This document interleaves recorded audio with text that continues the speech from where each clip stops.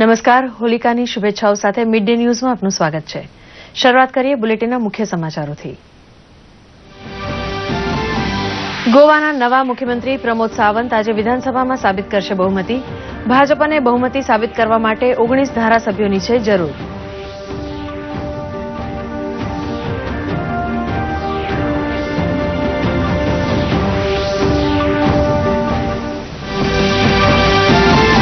Justice Pinaki ચંદ્ર ઘોષ બન્યા દેશના પહેલા લોકપાલ. પ્રધાનમંત્રી નરેન્દ્ર મોદીની અધ્યક્ષતાવાળી સમિતિની ભલામણના આધારે રાષ્ટ્રપતિએ કરી નિમણૂક.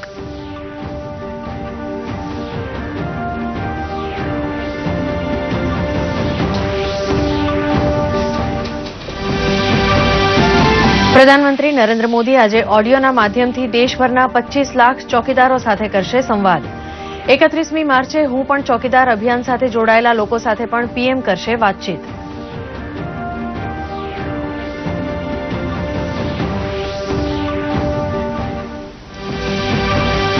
લોકસભા ઉમેદવારોના નામ અંગે વિચાર વિમર્શ કરવા માટે ભાજપની ચૂંટણી સમિતિની આજે નવી દિલ્હીમાં ફરી મળશે બેઠક. કોંગ્રેસે મહારાષ્ટ્રના 7 અને કેરળના 2 ઉમેદવારનું પોતાનું 6ઠ્ઠું લિસ્ટ જાહેર કર્યું. અત્યાર સુધી જાહેર કર્યા 146 ઉમેદવારો.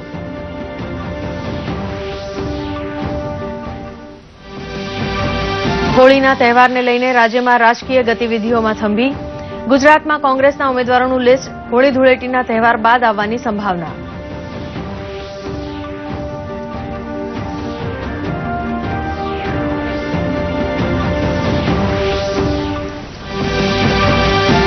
રાજ્યભરમાં આજે હોલિકા દહન પર્વની ઉજવણીને લઈ ઉત્સાહનો માહોલ. પ્રસિદ્ધ સાળંગપુર ખાતે ઉજવાતા ફૂલદોલ ઉત્સવની તૈયારીઓ પૂર્ણ.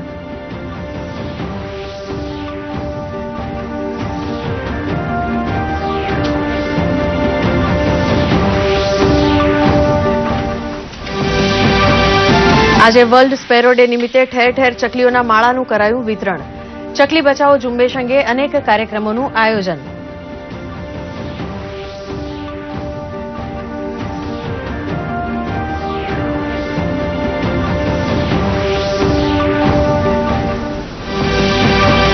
ચક્રવાત ઇદાઈએ મોઝામ્બિકમાં મચાવી તબાહી.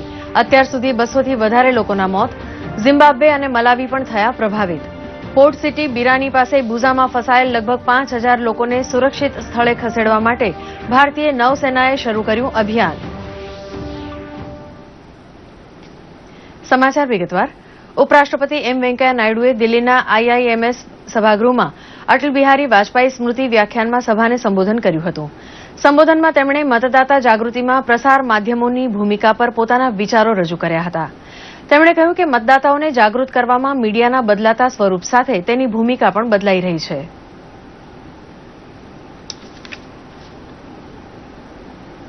Atalji was indeed a great democrat, and his contribution to enriching the democratic spirit of the country has very few parallels. His contribution as an outstanding parliamentarian to enriching the democratic discourse is indeed legendary. Sri Vajpayee has been one of the tallest leaders of post-independence India, who ushered in a connectivity revolution in the country.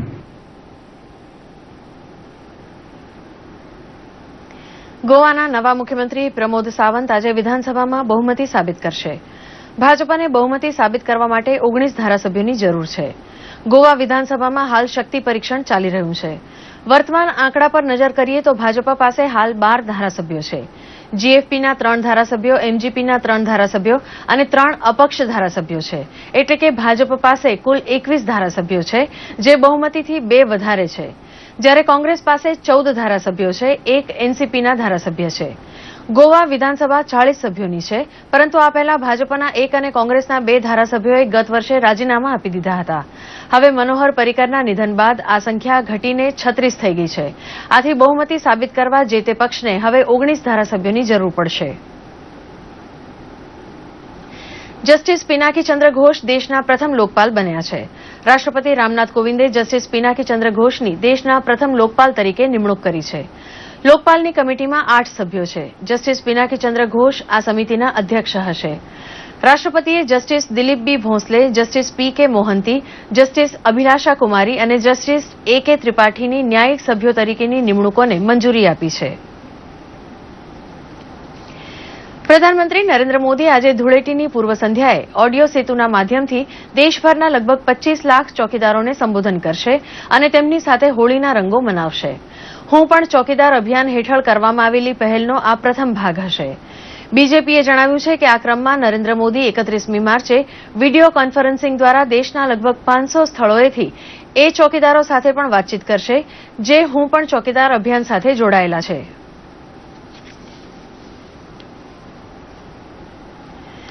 2002માં ગોધરામાં Sabarmati એક્સપ્રેસના એક કોચને સળગાવવાના મામલામાં અમદાવાદની special SIT કોર્ટે મહત્વપૂર્ણ ચુકાદો આપ્યો છે. કોર્ટે આ કેસના મુખ્ય આરોપી યાકુબ પાતળિયાને દોષિત ઠેરવતા આજીવન કેદની સજા ફટકારી છે.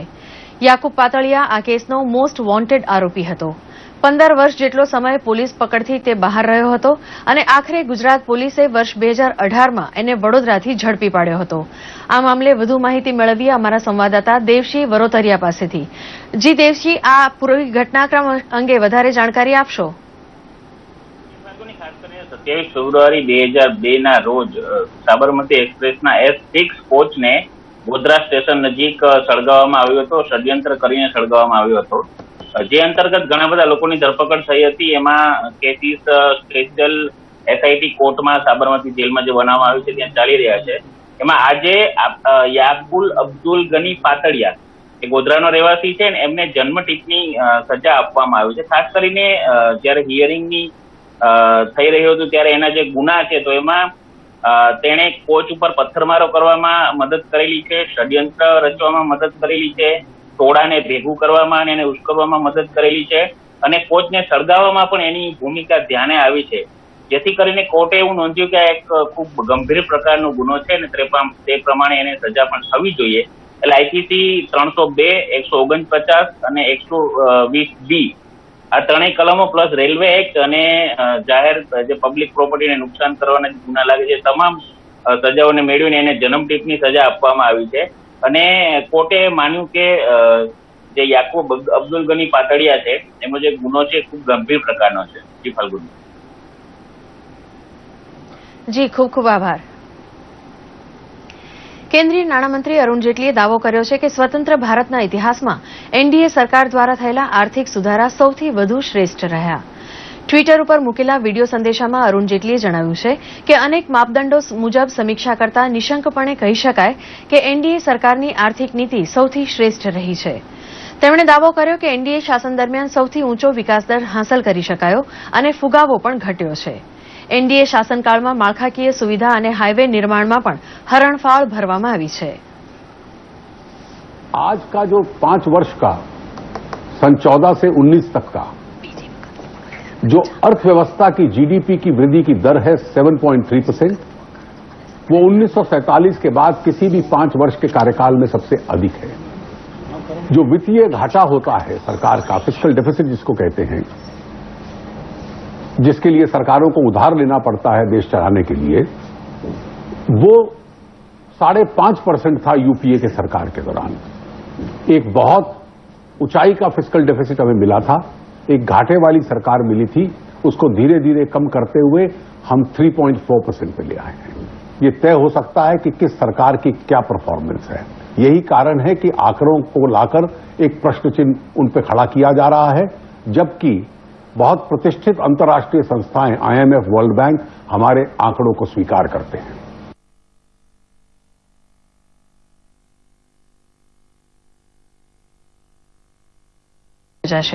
ગઈકાલે યોજાયેલી બેઠકમાં લોકસભાના ઉમેદવારના નામ ઉપર વિચાર વિમર્શ કરવામાં આવ્યો હતો. પ્રથમ ચરણની 11 એપ્રિલે યોજાનાર 91 બેઠકો માટેના ઉમેદવારોની અને 18મી એપ્રિલે 97 સીટો માટે યોજાનાર બીજા ચરણની ચૂંટણી માટે મોટાભાગના ઉમેદવારોના નામની જાહેરાત હવે થઈ શકે છે. આ બેઠકમાં પ્રધાનમંત્રી નરેન્દ્ર મોદી, અધ્યક્ષ અમિત શાહ અને પક્ષના વરિષ્ઠ નેતાઓ ઉપસ્થિત રહ્યા હતા.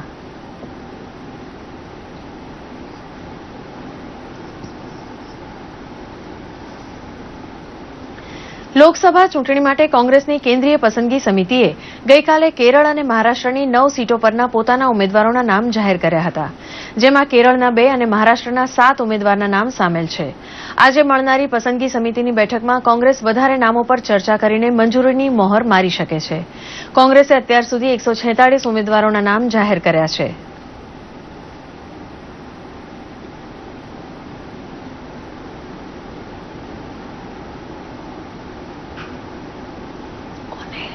बीजेपी में भारत में कई जमी थी बैठक भारत में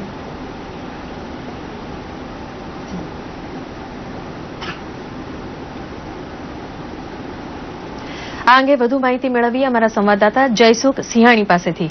જી જયસુખ, કોંગ્રેસની પક્ષની બેઠકના હમણાં કોઈ તાજા સમાચાર આવ્યા છે? કોઈ નવા ઉમેદવારોના નામ નક્કી થયા છે? જી, હું આપને જણાવી આપું કે આગામી 48 કલાકમાં કોંગ્રેસ ફરીથી ગુજરાતના લોકસભા બેઠકના ઉમેદવારોની 7 જેટલા ઉમેદવારોની સૂચિ બહાર પાડી શકે છે. તેમાં બારડોલીથી તુષાર ચૌધરી, કચ્છથી નરેશ મહેશ્વરી, નવસારીથી ધર્મેશ પટેલ, ગાંધીનગરથી સીજે ચાવડા, પંચમહાલથી કાળુસિંહ ડાભી અથવા વિમલસિંહ એ પ્રથમ ક્રમે આવે તેવી પૂરી શક્યતા છે. અને અમરેલી બેઠક પરથી જે મહિલા ઉમેદવારી નોંધાવવા માટે કોંગ્રેસમાં જે ચર્ચાઓ ચાલી રહી હતી, પણ હાલ પસંદગી સમિતિમાં મહિલા ઉમેદવારને બેઠક નહીં ફાળવવાનું એવો એક આધારભૂત સૂત્ર દ્વારા માહિતી મળી છે. તો અમરેલી બેઠક પરથી લોકસભા બેઠકના ઉમેદવાર તરીકે મહિલાઓને લગભગ દાવેદારી માટે નામ નક્કી નહીં કરે, પણ જુનાગઢ અને અમરેલી બેઠક પરથી 3 ઉમેદવારો પ્રબળ દાવેદારી કરી રહ્યા છે અને તેઓ લોકસભાની બેઠક માટે ટિકિટ માંગી રહ્યા છે. આમ આ બે હોળી અને ધૂળેટીના તહેવારો હાલ ચાલી રહ્યા છે, એટલે 48 કલાક બાદ કોંગ્રેસ એમની બીજી યાદી ગુજરાત માટે બહાર પાડી શકે છે. જી, ખૂબ ખૂબ આભાર. ભાજપની પ્રદેશ પાર્લામેન્ટરી બોર્ડની બેઠક પૂર્ણ થઈ છે, જેમાં સૌરાષ્ટ્રની 4 લોકસભા બેઠકોની ચર્ચા કરવામાં આવી હતી.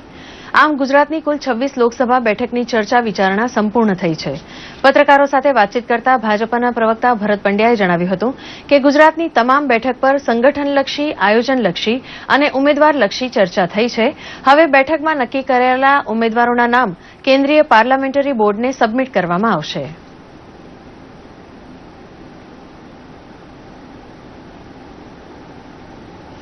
હવે પ્રદેશની ચૂંટણી સમિતિની બેઠક મળશે અને ત્યારબાદ કેન્દ્રીય પાર્લામેન્ટરી બોર્ડ જે તારીખ આપશે એ તારીખે ભાજપ ગુજરાતના મુખ્ય નેતાશ્રીઓ દિલ્હી જઈને સંભવિત લોકસભાના ઉમેદવારોની નામોની યાદી કેન્દ્રીય પાર્લામેન્ટરી બોર્ડ સમક્ષ રજૂ કરશે. લોકસભાની ચૂંટણી જાહેર થતાં રાજ્યમાં આદર્શ આચારસંહિતા લાગુ થઈ છે, ત્યારે મુખ્યમંત્રી નિવાસસ્થાને મળેલી ભાજપાની લોકસભા ચૂંટણી સમિતિની બેઠક મુદ્દે કોંગ્રેસ દ્વારા ફરિયાદ કરાઈ હતી. આ ફરિયાદને પગલે જિલ્લા કલેક્ટર દ્વારા પ્રાંત અધિકારી અને ચૂંટણી આચારસંહિતા નોડલ અધિકારીને તપાસ સોંપાઈ હતી, જેના આધારે જિલ્લા કલેક્ટર S.K. લાંઘા દ્વારા રિપોર્ટ તૈયાર કરીને ગુજરાતના મુખ્ય ચૂંટણી અધિકારીને મોકલી આપવામાં આવ્યો હતો. મને તપાસ કરવા માટેની સૂચના મળી હતી અને તપાસ પ્રાંત અધિકારી શ્રી એટલે કે SDM ગાંધીનગર અને મોડેલ કોડ ઓફ કન્ડક્ટના નોડલ અધિકારી એટલે કે ડેપ્યુટી મ્યુનિસિપલ કમિશનર ગાંધીનગર એમને સુપ્રત કરવામાં આવી હતી. એ મિત્રોએ તપાસ કરી એક્ઝિક્યુટિવ એન્જિનિયર શ્રી માર્ગ મકાન વિભાગ એમની પાસેથી રિપોર્ટ મેળવ્યો અને તથ્યો તપાસી અને મને રિપોર્ટ રજૂ કર્યો. એ રિપોર્ટ ઉપરથી મારા પોતાના તારણો સાથે અને અભિપ્રાય સાથે રિપોર્ટ મેં મુખ્ય નિર્વાચન અધિકારી શ્રી ગાંધીનગરને સુપ્રત કરેલ છે. જનાદેશમાં આજે વાત કરીશું સૌરાષ્ટ્રના પ્રવેશદ્વાર સમી સુરેન્દ્રનગર લોકસભા બેઠકની. કોંગ્રેસનું પ્રભુત્વ ધરાવતી આ બેઠક પર વર્ષ 2014માં ભાજપે જીત મેળવી હતી. જોઈએ આ બેઠક પરનો અહેવાલ.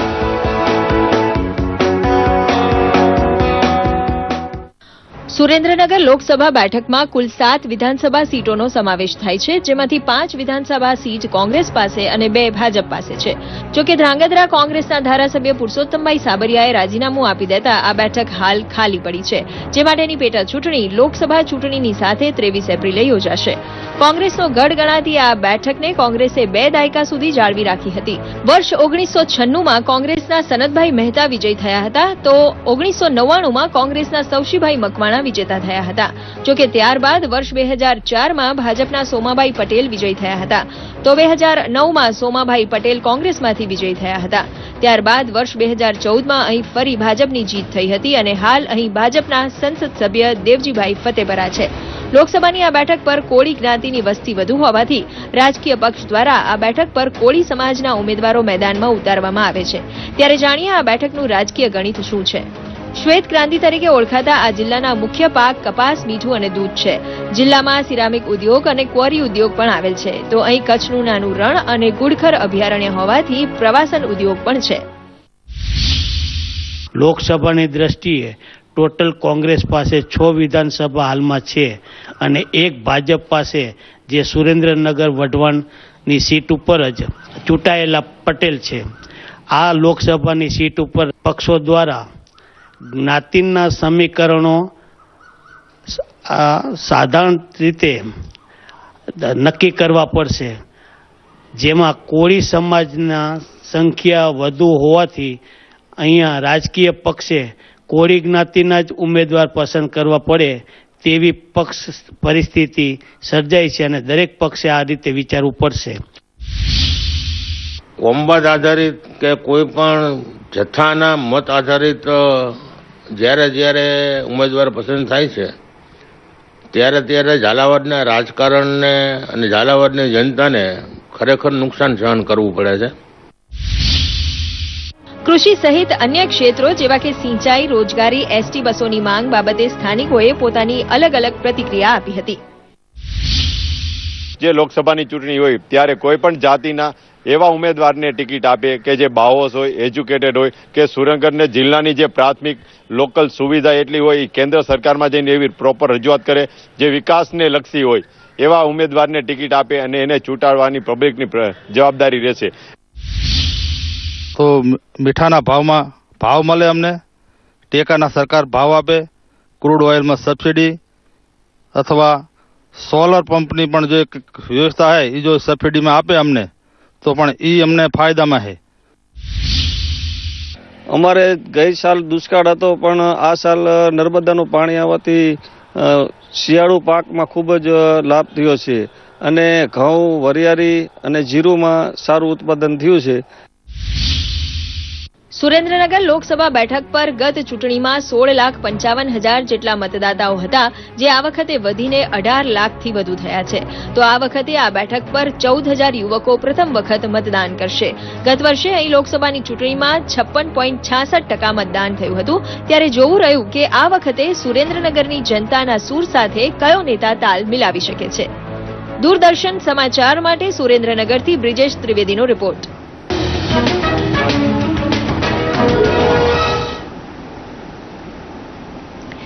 કોંગ્રેસ ઉમેદવારોની પસંદગી કેવી રીતે કરે છે, સ્થાનિક પ્રશ્નો અને જિલ્લા પંચાયતની સ્થિતિને કેટલી ધ્યાનમાં લે છે, એ અંગે જોઈએ અમારો ખાસ અહેવાલ. લોકસભાના ઉમેદવારોની હોય કે પછી જિલ્લા પંચાયત, તાલુકા પંચાયત કે વિધાનસભાના ઉમેદવારોની પસંદગીની પ્રક્રિયા હંમેશા તે જિજ્ઞાસા પ્રેરક અને જાણવાની ઈચ્છા ઊભી કરે તેવી છે. કોંગ્રેસ પણ પરંપરાગત રીતે ઉમેદવારોની પસંદગી કરતી હોય છે. જોકે ઉમેદવારોની પસંદગી પ્રક્રિયામાં સ્થાનિક રાજકારણ, સામાજિક સમીકરણ, જિલ્લા તાલુકા પંચાયતની સ્થિતિને ધ્યાનમાં રાખીને ઉમેદવારની પસંદગી થાય છે. લોકસભાના ઉમેદવારોની પસંદગી પણ તેવી જ રીતે થાય છે. કોંગ્રેસ પક્ષ સ્થાનિક સ્તરના જ એટલે કે જે તે જિલ્લાના સ્થાનિક નેતાઓને જ નિરીક્ષક તરીકે નિમીને તેની સમીક્ષા કરીને 3 પાનાનો રિપોર્ટ પ્રદેશ સ્તરે મોકલે છે, જેની પ્રદેશ નેતાગીરી ચર્ચા કરીને 3 ઉમેદવારોની પેનલ તૈયાર કરીને કેન્દ્રીય સ્ક્રીનિંગ કમિટીમાં મોકલે છે. પ્રદેશની ચૂંટણી સમિતિમાં આવે, પ્રદેશ ચૂંટણી સમિતિમાં ચૂંટણી માગી જેટલી ટિકિટ જેટલા લોકોએ માગી હોય એમાંથી એ શોર્ટલિસ્ટ થાય છે.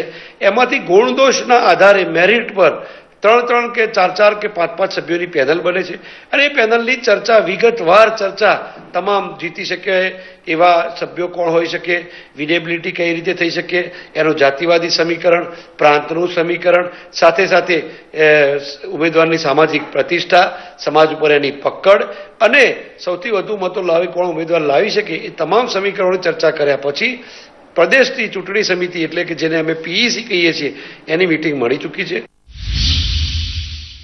જો કે વર્તમાન લોકસભાની ચૂંટણીમાં શક્તિ પ્રોજેક્ટ અંતર્ગત કાર્યકરોને સીધો જ ફોન કરીને તેમનો અભિપ્રાય લેવાનો અભિગમ કોંગ્રેસે અખ્તિયાર કરીને ઉમેદવારોના નામ આપવાની પ્રક્રિયા હાથ ધરી હતી. આ વખતે ખૂબ આશ્ચર્યજનક બાબત એ છે કે કોંગ્રેસે ગુજરાતના તમામ 50,000 કરતાં વધુ બૂથો છે એ તમામ બૂથ ઉપર પોતાના એજન્ટથી લઈ અને દરેક બૂથ ઉપર બે જનમિત્રો, એમાં એક મેલ એક ફિમેલ, સાથે સાથે 1 બૂથ 10 યુથનો પ્રોગ્રામ જે છે કોંગ્રેસનો, એમાં દરેક બૂથની અંદર 10 યુવાનો પણ રહેશે. સાથે સાથે જે વાલી છે બૂથના એટલે કે કેરટેકર છે એ એમની પર નિમણૂક થઈ ગઈ છે, એમની મિટિંગો પણ બોલાવી લીધી છે, એમની સાથે સંવાદ પણ થઈ ગયો. આ વખતે વિધાનસભામાં મળેલી જીત પણ સાથે હાલની પાર્ટીની સ્થિતિ તેમજ ધારાસભ્યોના પક્ષ પલટા જેવા વિષયો કોંગ્રેસ માટે સિરદર્દ સમાન છે અને વધુ આવા નકારાત્મક માહોલ વચ્ચે ઉમેદવારોની પસંદગી પ્રક્રિયા વધુ પેચીદી અને કવાયત કરનારી સાબિત થાય તેવા સંકેત મળી રહ્યા છે. જોકે કોંગ્રેસે 26માંથી આણંદ, વડોદરા, છોટાઉદેપુર અને અમદાવાદ પશ્ચિમ એમ 4 ઉમેદવારો પહેલેથી જ જાહેર કરી દીધા છે, જે કોંગ્રેસની જમા બાજુ છે. બ્યુરો રિપોર્ટ, દૂરદર્શન સમાચાર. મોઝામ્બિકમાં ગત સપ્તાહે આવેલા ભયંકર અને વિનાશકારી વાવાઝોડાના કારણે જનજીવન ઠપ થઈ ગયું છે. આ વાવાઝોડામાં અત્યાર સુધીમાં 200થી વધુ લોકોના મોત થયાની પુષ્ટિ થઈ છે, જ્યારે 1,000 લોકો ગુમ થયા છે. વાવાઝોડાથી ઝિમ્બાબ્વેમાં પણ વિનાશનું દ્રશ્ય જોવા મળી રહ્યું છે. ઇદાઈ વાવાઝોડાએ મોઝામ્બિકના બેરા શહેરને લગભગ નષ્ટ કરી દીધું છે. ભારે પવન અને પૂરના કારણે જાનમાલને નુકસાન થયું છે. પૂરના પાણીમાં અનેક મકાનો અને સડકો પણ વહી ગયા છે. આ 3 દક્ષિણ આફ્રિકન દેશોમાં વાવાઝોડાની અસરના કારણે 15 લાખ લોકો પ્રભાવિત થયા છે. ચક્રવાતની સૌથી વધુ અસર મોઝામ્બિકના કેન્દ્રીય પોર્ટ શહેર બેરામાં થઈ છે.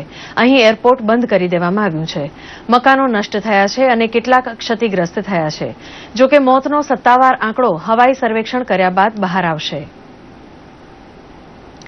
નવી દિલ્હી ખાતે જીએસટી કાઉન્સિલની બેઠક મળી હતી. નાણામંત્રી અરુણ જેટલીએ વિડીયો કોન્ફરન્સિંગના માધ્યમથી જીએસટીની 34મી બેઠકનું અધ્યક્ષપદ સંભાળ્યું હતું.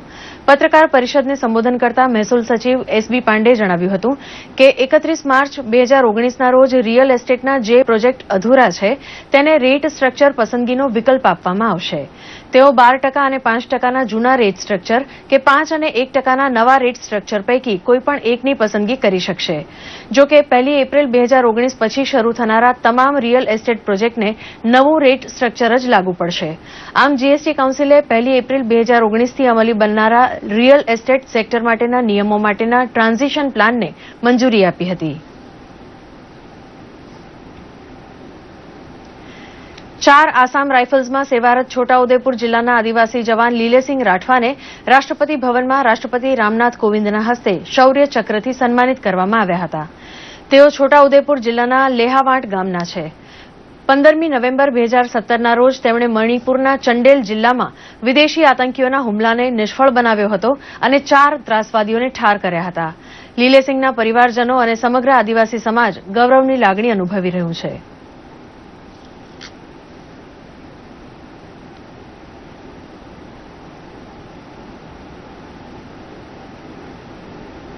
આજે હોળી પર્વની ઉજવણીને લઈને ઉત્સાહનો માહોલ છે. રાજ્યભરમાંથી પગપાળા પ્રવાસ કરી ડાકોરના પ્રસિદ્ધ મંદિર ખાતે શ્રદ્ધાળુઓએ વહેલી સવારે મંગળા આરતી કરી હતી. ડાકોર ખાતે હોળી પ્રસંગે ભગવાન શ્રી રણછોડરાયના દર્શન અને પૂજન માટે શ્રદ્ધાળુઓ મોટી સંખ્યામાં ઉમટી પડ્યા છે.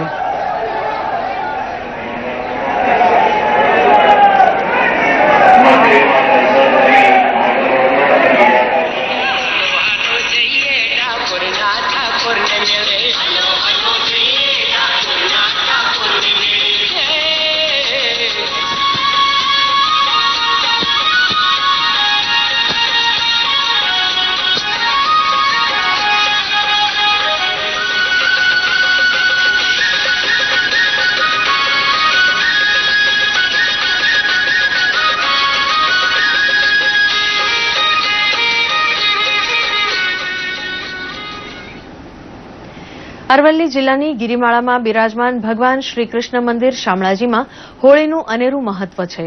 અહીં વસતા આદિવાસી સમાજના લોકો પણ હોળીના દિવસે ભગવાન કાળિયા ઠાકોરના દર્શનાર્થે અચૂક આવે છે.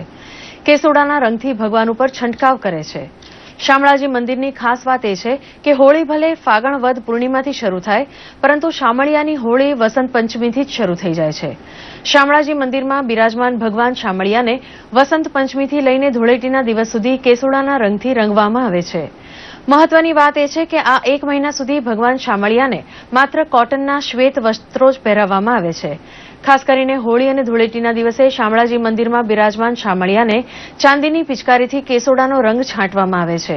ખૂબ જ ઉત્સાહ, ઉમંગ અને ઉલ્લાસથી રંગોના પર્વની ઉજવણી જોવા તેમજ માણવા માટે મોટી સંખ્યામાં દૂર દૂરથી ભક્તોનું ઘોડાપૂર અહીં ઉમટી પડે છે.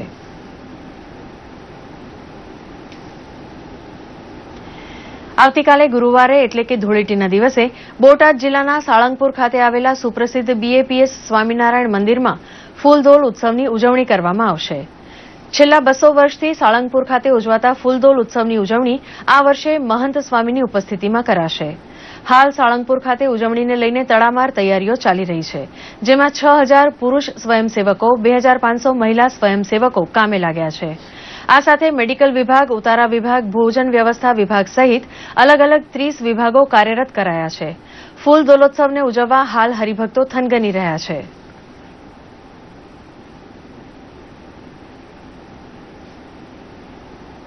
પરમ પૂજ્ય મહંત સ્વામી મહારાજના સાનિધ્યમાં અહીં પુષ્પ દોલોત્સવ ઉજવાશે. આગામી 21 તારીખે ભવ્ય ઉત્સવ ઉજવાશે, જેની અંદર દેશ વિદેશથી હજારો હરિભક્તો આવશે. આ ઉત્સવની અંદર લગભગ 9000 જેટલા સ્વયંસેવકો ખડે પગે રહીને સેવા કરનારા છે. આ મરમની વાત જે કોઈ સમજે, ધારે, વિચારે એ મગ્ન થઈ જાય, જગ જીતી જાય. આઠે પોરે એને આનંદ ટળે નહીં. આ વસ્તુ મારા જીવનની અંદર ઉતરી રહી છે, એનો આનંદ ખૂબ છે. અમે દર વર્ષે અહીંયા આવે છે આ ફૂલડોલના સેવાની અંદર, અને ઉત્સવનો ખૂબ અદ્ભુત લાભ અહીંયા મળતો હોય છે. આજે વિશ્વ ચકલી દિવસ છે. મધુર અવાજ દ્વારા સમગ્ર માહોલને ગુંજવતી ચકલીઓની વસ્તી માત્ર ભારતમાં જ નહીં, સમગ્ર વિશ્વમાં ઘટી રહી છે. ચકલીઓનું અસ્તિત્વ ટકાવવા અંગે લોકોમાં જાગૃતિ કેળવાય તે માટે આજે 20મી માર્ચે વિશ્વ ચકલી દિવસ અંગે પ્રસ્તુત છે વિશેષ અહેવાલ. ચકી બેન મારી સાથે રમવા આવશો કે નહીં, આવશો કે નહીં, આવશો કે નહીં, આવશો કે નહીં. મધુર અવાજ દ્વારા સમગ્ર માહોલને ગુંજવતી ચકલીઓની વસ્તી માત્ર ભારત જ નહીં, પરંતુ સમગ્ર વિશ્વમાં ઘટી રહી છે. ચકલીઓનું અસ્તિત્વ ટકાવવા માટે લોકોમાં જાગૃતિ કેળવાય તેના માટે 20મી માર્ચને વિશ્વ ચકલી દિવસ, વર્લ્ડ સ્પેરો ડે તરીકે ઉજવવામાં આવે છે. ગુજરાતની જ વાત કરવામાં આવે તો હવે માંડ 10% ચકલીઓનું અસ્તિત્વ છે, જેમાં પણ અનેક શહેરોમાં ચકલીઓ તો જોવા જ નથી મળતી. પર્યાવરણવિદોના મતે સમગ્ર દેશમાંથી છેલ્લા 25 વર્ષમાં ચકલીઓની 52% વસ્તી ઘટી ગઈ છે. શહેરીકરણના કારણે ચકલીઓ માટે માળો બાંધવા માટે જગ્યા જ નથી બચી. ગામડાઓમાં પણ કેમિકલયુક્ત પાકને લીધે ચકલીઓની વસ્તી ઉપર અસર પડી રહી છે. ચકલીઓની ઘટતી જતી વસ્તી અંગે ચકલી પ્રેમી જગત કિનખાબવાલાએ જણાવ્યું હતું કે ચકલીઓ લુપ્ત થઈ રહી છે તેના માટે એક નહીં પરંતુ અનેક કારણ જવાબદાર છે. દર વર્ષે વર્લ્ડ સ્પેરો ડે તરીકે લોકોમાં જાગૃતિ લાવવા માટે એક અભિયાન ચલાવવામાં આવે છે. હવે આ અભિયાન આપણે એટલે ચલાવ્યું કે કશું વાંધો નહીં, ઘરની અંદર તમે માળો ના બાંધવા દો તો કોઈ વાંધો નથી, બહારની બાજુ કોરુગેટેડ બોક્સનો એક સુંદર માળો મૂકી દઈએ તો વેસ્ટમાંથી બેસ્ટ થઈ જાય. રિડ્યુસ, રીયુઝ ને રિસાયકલના કન્સેપ્ટ પર આપણે માળા બનાવીએ, કોઈ ખર્ચો ન કરીએ અને એ માળા લગાવીએ તો ચકલી પોતાનું કામ કરી લેશે. હવે આટલી જો નાની વસ્તુ પણ આપણે એક સગવડ બહાર ઊભી કરી દઈએ તો આ પક્ષીઓ બધા પોતપોતાની જાતે પોતાનું કામ કરી લેશે. અને હવે જોઈએ આજે સોશિયલ મીડિયામાં ટ્રેન્ડ થયેલા કેટલાક સમાચારોનો અમારો ખાસ રિપોર્ટ.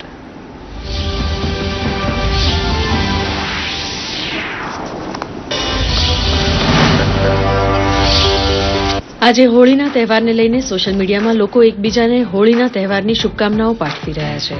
ત્યારે ટ્વિટર ઉપર #HappyHoli2019 અને #હોલીનો ટ્રેન્ડ ચાલી રહ્યો છે.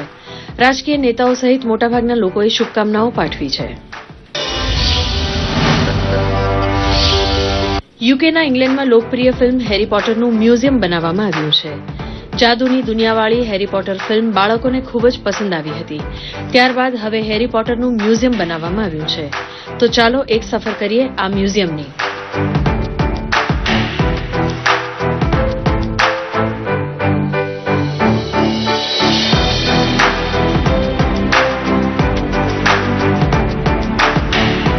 સોશિયલ મીડિયા ડેસ્કથી અતુલ પટેલનો રિપોર્ટ, દૂરદર્શન સમાચાર, અમદાવાદ. આ સાથે મિડ ડે ન્યૂઝ સમાપ્ત કરીએ છીએ. નમસ્કાર.